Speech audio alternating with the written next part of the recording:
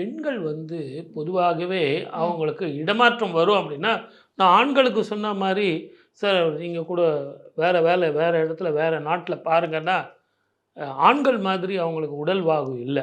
சீதோஷ்ண நிலை, அங்க இருக்கிற சூழ்நிலை, அந்த உணவு பழக்கவழக்கம் இதையெல்லாம் பார்க்கணும். ஆகவே அவங்களுக்கு இப்போ இருக்கிற வேலையிலேயே இருக்கலாமா? அப்படிங்கிறத அவங்க ஜாதகத்த பார்த்து முடிவு பண்ணுங்க.